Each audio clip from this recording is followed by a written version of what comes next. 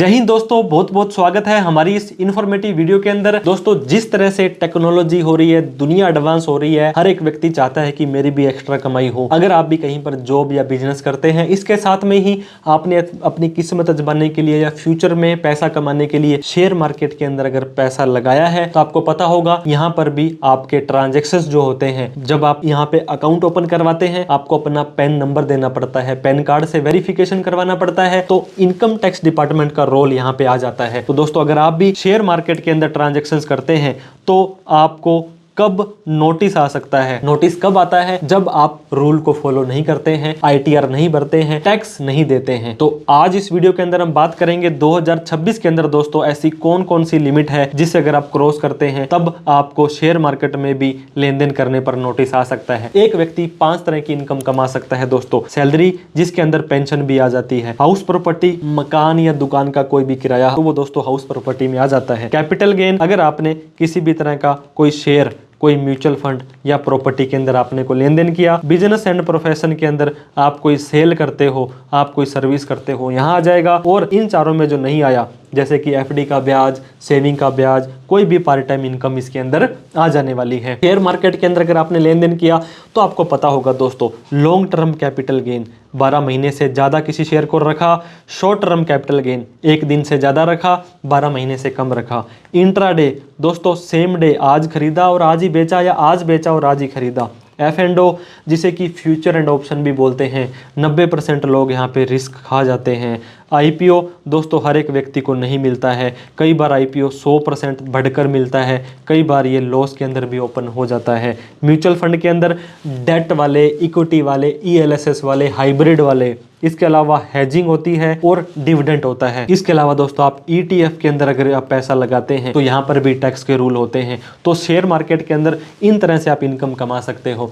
1 जनवरी 2026 से आपका calendar year 2026 start हो चुका है, लेकिन जो इनकम टैक्स होता है, जो GST होता है, ये आपका फाइनेंशियल ईयर यानी कि वित्तीय वर्ष, जो कि आपका 1 अप्रैल 2025 से 31/3/2026 ये साल होगा। फाइनेंशियल ईयर 25-26, इसकी ITR पे लिखा आएगा असेसमेंट ईयर 26-27। नहीं सर, आप गलत बता रहे हैं, अब तो टैक्स ईयर स्टार्ट हो गया है। दोस्तों, आपका 1/4/2026 से 31/3/2027 वाला जो साल होगा, ये टैक्स ईयर 26-27 होगा। तो अभी तो फाइनेंशियल ईयर और असेसमेंट ईयर ही आपका चलने वाला है। शेयर मार्केट दोस्तों आप अपने ब्रोकर के माध्यम से ही कर पाएंगे। जीरोधा, पेटीएम, एंजल वन, ये ग्रो हो गया, बहुत तरह के ऐप होते हैं। जब भी आप इसमें अपना अकाउंट ओपन करवाएंगे, आपका पहला काम, आपका पैन नंबर यहाँ पे लिया जाता है। दोस्तों, ब्रोकर रिपोर्ट है, ये ट्रांजैक्शंस इनकम टैक्स के पास ऑटोमेटिक पहुंच जाती है। चाहे आप एक 10 रुपए का भी कोई ETF या 100 रुपए का भी कोई म्यूचुअल फंड खरीदें या एक शेयर खरीद लें। दोस्तों, वोडाफोन का 10 रुपए का शेयर खरीद लेते हैं अगर आप, तो ये भी सूचना वो इनकम टैक्स को चली जाएगी। अब दोस्तों, आपने एक सिंगल शेयर खरीदा, ये इंफॉर्मेशन इनकम टैक्स डिपार्टमेंट को जाएगी और आप ही के AIS और TIS में शो हो जाएगी। High value transactions SFT report दोस्तों ये कहलाती है। ये भी आपको मैं विद एग्जांपल बताऊंगा कि आपकी इंफॉर्मेशन कैसे कैसे चली जाती है। फॉर्म 26S होता है आपका रिपोर्टेबल ट्रांजैक्शंस। दोस्तों, ये रिस्पॉन्सिबिलिटी उस ब्रोकर की है। वो ब्रोकर किसको देता है? CDSL और NSDL होता है दोस्तों, जिनके माध्यम से शेयर डिपॉजिटरी होती है, खरीदे बेचे जाते हैं। और म्यूचुअल फंड के अंदर एसेट मैनेजमेंट कंपनी, जिसे कि AMC बोला जाता है, और जो म्यूचुअल फंड हाउसेस बोले जाते हैं। तो आप चाहे एक फाइनेंशियल ईयर के अंदर बॉन्ड्स, म्यूचुअल फंड खरीदें, वैसे तो 10 लाख रुपए की लिमिट दी गई है एक पर्टिकुलर कंपनी की, तो ये आपके 26AS में बोलेंगे। मान लीजिए एक कंपनी के आपने 10 लाख रुपए के शेयर खरीदे हैं, तो ये सूचना इनकम टैक्स डिपार्टमेंट को चली जाएगी। ये एक पर्टिकुलर आपकी जो कंपनी होनी चाहिए और फॉर्म 26AS में आ जाएंगे। लेकिन पिछले 4 सालों से इनकम टैक्स वाले बड़े एडवांस हो गए हैं।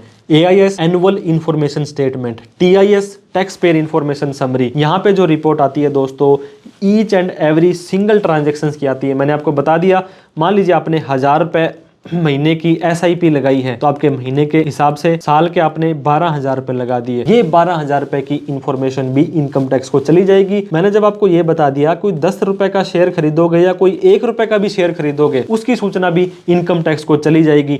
तो आप कैसे बच सकते हैं इनकम टैक्स डिपार्टमेंट से? इसका ये मतलब नहीं है कि आप इन्वेस्ट नहीं कर सकते 10 लाख से ज़्यादा का, ये लिमिट सिर्फ ट्रैक करने के लिए है। दोस्तों आप कुछ भी करिए, वो कहते हैं ना कि माता पिता अपने बच्चे के ऊपर पूरा ध्यान रखते हैं कि कहाँ पे जा रहा है, कहाँ आ रहा है, पैसा बर्बाद तो नहीं कर रहा है। ऐसे ही आपने चाहे 1 लाख रुपए, 10 लाख रुपए, 1 करोड़ रुपए शेयर मार्केट में लगा दिए, लेकिन ये पैसा आपके पास आया कहाँ से था?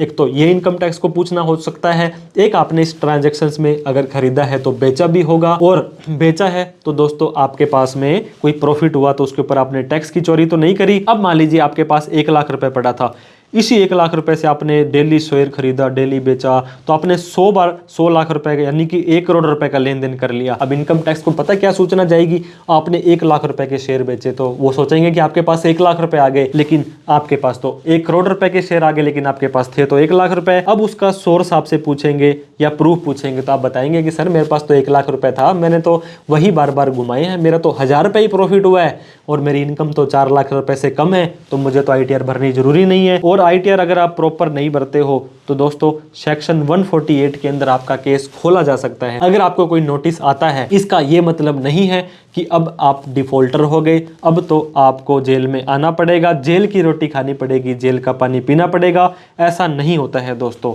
इनकम टैक्स एक्ट के अंदर, सेबी के अंदर, बैंकिंग एक्ट के अंदर ऐसी कोई भी लिमिट नहीं है कि शेयर मार्केट में आप इससे ज़्यादा का लेन देन करोगे तो आपको नोटिस आ जाएगा, लेकिन आपको प्रॉपर ITR तो भरनी होती है। अब एक व्यक्ति है दोस्तों जिसको सैलरी की इनकम आ रही है, इसके साथ में इस व्यक्ति ने लॉन्ग टर्म या शॉर्ट टर्म में काम किया।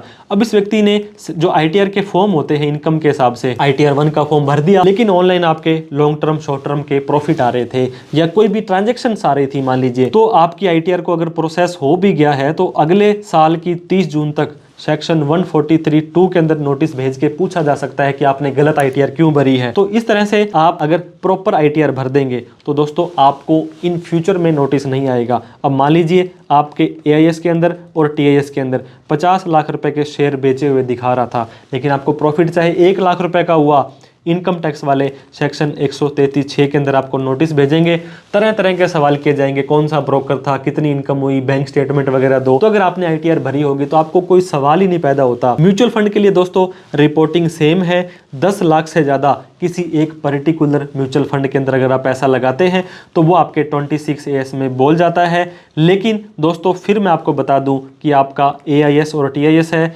चाहे आप 100 रुपए के सिप लगाते हैं और 1200 रुपए अगर आपके साल के म्यूचुअल फंड में पैसे लगेंगे, ये सूचना भी इनकम टैक्स डिपार्टमेंट को चली जाएगी क्योंकि आपका पैन कार्ड लगा है। अब अगर आप किसी भी शेयर के आपके बायबैक होते हैं तो दोस्तों रिपोर्टिंग लिमिट सेम है, ये किसी भी बायबैक 10 लाख रुपए से ज्यादा के करेंगे, लेकिन पहले बायबैक टैक्स फ्री होता था, आजकल बायबैक के ऊपर भी आप लोगों को ही टैक्स देना पड़ता है। अब दोस्तों कोई बॉन्ड्स होते हैं, कोई डिबेंचर्स होते हैं, ये किसी पर्टिकुलर कंपनी के पिछले जमानों में ज़्यादा लोग खरीदते थे। अगर आप 10 लाख से ज़्यादा का करते हो इसको बाय या सेल तो ये भी आपके फॉर्म 26AS में आ जाएंगे। लेकिन मैं आपको फिर से बताऊं दोस्तों, आपकी जो AIS और TIS में है उसमें चाहे 1 रुपए का भी शेयर, बॉन्ड्स, डिबेंचर हो, सारे के सारे शो कर जाएंगे। तो सरकार को क्या मतलब है कि आपने इनकम टैक्स की चोरी तो नहीं की है। अब दोस्तों लॉन्ग टर्म या शॉर्ट टर्म कैपिटल गेन अगर आपने कमाया तो आपको पता होगा शॉर्ट टर्म कैपिटल गेन पर 20% का टैक्स देना होता है, लेकिन 4 लाख रुपए तक की नॉर्मल इनकम है तो आपको कोई टैक्स नहीं देना है। तो टैक्स नहीं है तो सरकार को सिर्फ चल करके बताना ही तो है, ITR तो भरनी है। ITR 2 के ऊपर हमने बहुत सारी वीडियो बना रखी है, आगे और भी बन जाएगी। Long term capital gain 4 lakh रुपए तो माफ है,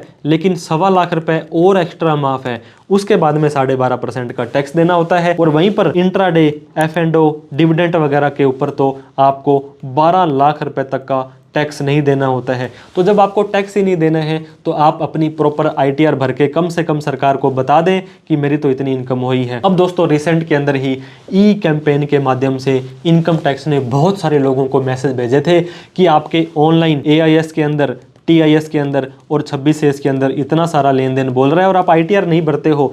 आपको ईमेल आए, आपको टेक्स्ट मैसेज आए और आपको रिमाइंड कराया कि भाई साहब आप ITR भर लो।